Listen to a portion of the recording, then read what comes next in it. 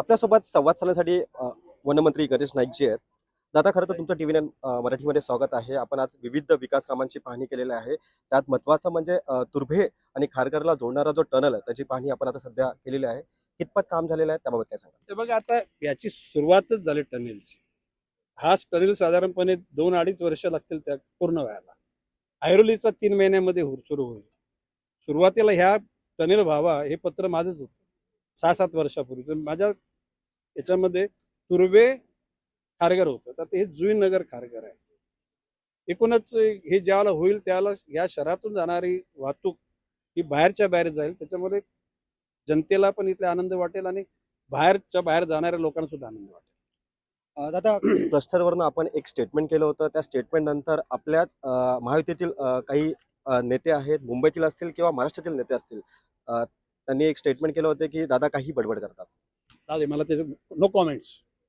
दादा, क्लस्टरला आपला विरोध होता का आपली नाराजगी आहे? क्लस्टरला माझा विरोध नाही. ऐकून घ्या, क्लस्टर या शब्दाच्या मध्ये जी मोडतोड करून ज्या ठिकाणी काही काम चालू, झोपडपट्टी भागामध्ये cluster I can understand. Colony आहे त्या ठिकाणी क्लस्टरची काय गरज आहे? त्या ठिकाणी पुनर्निर्माणाला आपला पाठिंबा आहे. कोणी जर कुठे ना कुठे असे धागे जुळवून त्या ठिकाणी आपल्या मर्जीप्रमाणे कायदा निर्माण करेल आणि तो लोकांवर लादेल, हा गणेश नाईक आहे. गणेश नाईक सहन करणार नाही. आम्ही काय, याचा अर्थ आम्ही व्यक्तिगत कोणाच्या विरोधात नाही, व्यक्तिगत कोणाला शिव्या घालत नाही, पण कायदेशीर जी लढाई आहे ती लढली जाईल आणि निश्चितपणे महासभेपासून सुरुवात होईल, ती सुप्रीम कोर्टापर्यंत जाईल. नवी मुंबईचे शिंदेगडील काही नेते आहेत, ते असं म्हणतात की वारंवार आमच्या मुख्य नेत्यांना टार्गेट केलं जातं, आम्ही दादांच्या घरावरती आंदोलन करतो. हे बघा, आंदोलन का करायला त्याचं प्रश्नावली पहिले मला पाठवा, समोर बसा आणि गणेश नाईक जे प्रश्न विचारले त्याला उत्तर द्यायला तयार राहा. दादा, आम्ही पुन्हा नवी मुंबईत एक पाहतोय की संदीप नाईक बेलापूर विधानसभेमध्ये ऍक्शन मोडवरती पाहायला मिळतात आहे आणि मोठी जबाबदारी त्यांना मिळण्याची शक्यता वर्तवण्यात येते. नक्की काय? नाही, बाब अशी आहे की ज्या दिवशी नगरसेवकांना मार्गदर्शन करण्याकरता मी बोलवलं होतं, बऱ्याच दिवस भेटलं नव्हतं, त्या दिवशी संदीप नाईक ते होते. मी संदीप नाईकांना सांगितले, महापौर, उपमहापौर, सभागृह नेते यांच्यापेक्षा ते सिनियर आहेत. 2दा विधानसभेचे आमदार राहिले, 3दा स्टँडिंग कमिटी चेअरमन राहिले.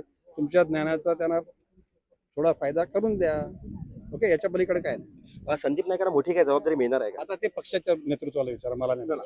धन्यवाद. आपल्यासोबत होते वनमंत्री गणेश नाईक. आपण पाहतोय की मी आज मुख्य जे विकास काम आहे त्यांची पाहणी केलेली आहे, अशी जी प्रतिक्रिया आहे ती त्यांनी दिलेली आहे. कॅमेरा पर्सन सुरजसह मी रवी कराड, टीव्ही 9 मराठी, तुर्भे, नवी मुंबई.